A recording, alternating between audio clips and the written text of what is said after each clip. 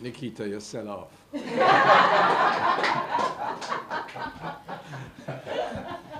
Mr. Mr. Mr. and Mrs. Chong, Crystal, Antoinette, and everybody here. Thanks so much for having me. I had no idea what I was coming to. And you've made me so happy for good reasons.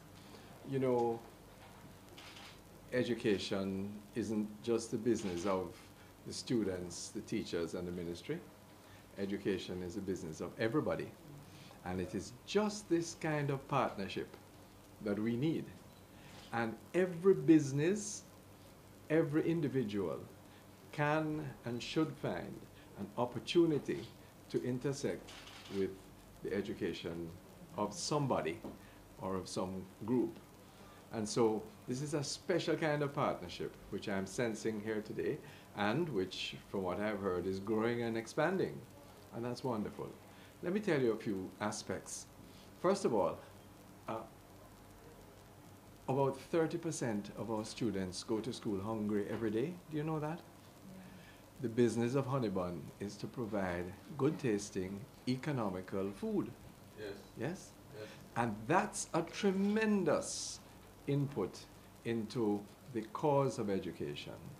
And I wanted to come and just to appreciate what you do and also to challenge you more and more. We have to find affordable and nutritious ways and tasty ways, yes, attractive ways to feed our children in school so that they can learn. That's a most important aspect of your work, and I'm sure of today's function. Secondly, the inclusion of computers in your corporate outreach is extremely significant. The 21st century is the age of information technology, and so often we find that employers complain that they either get students who are technically, vocationally competent, but academically weak, or they get, like me, I'm this, plenty of subjects, academic subjects, but you have two left hands. Yes? What the computer does and the technological facilities that you're offering to the schools, in partnership, for example, with the e-learning program and the background facilities of those who provide internet access, for example. There's a tremendous partnership going on with the telecommunications companies now and the Ministry of Education.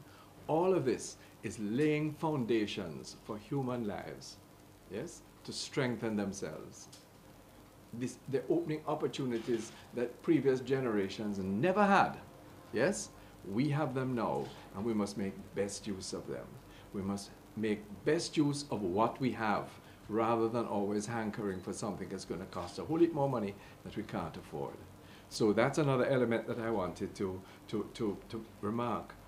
The understanding of the beauty and the integrity of our Jamaican language must never be seen as being in contradiction to learning and using the English language.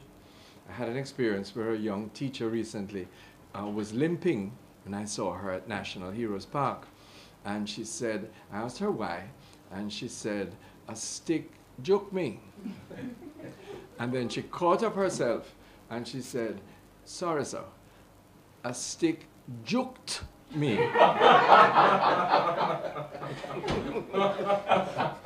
Well, okay, she got her tenses right. But then I thought maybe joke has now become like an accepted verb in the English language. I mean, we Jamaicans do marvelous things with language, as you know. But, but let's accept that it is no disrespect to our language to recognize that we must gain full appreciation and knowledge of our English language. What do the exam results tell us? Exam results tell us that we are good in as far as understanding English is concerned, but in terms of expressing it, we're poor. Yes? And therefore, how do we remedy that? We use, as you did, Miss Nikita, we use our language as a bridge to cross over into English, yes? And therefore, it was especially attractive, and the theme of your effort this year is especially attractive because what you're doing is expressing the same thought but in two languages, aren't you? Yes? And people have to understand that. We can use our Jamaican for the first 2 or 3 grades of the school, but then by the time we get to grade 4, 5, and 6 and upwards, yes, the language of instruction is English, yes, and we must not apologize for that. It is absolutely necessary. And the last thing I wanted to say is, young people nowadays learn in different ways than we used to in the past, yes? And the expressive arts are the best way that our people learn.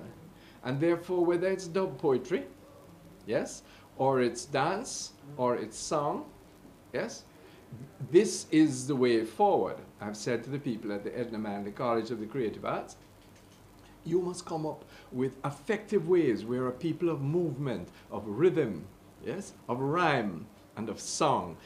How can we learn the things that we must know using that methodology, using those media? So the fact that you're way ahead of my questionings and theorizings is a very, very nice thing to be able to witness today. I wish your program well. I'm glad to hear that it's the 8th year and you're growing from strength to strength. And as much as I say, Nikita, sell off, honey bun, sell off too.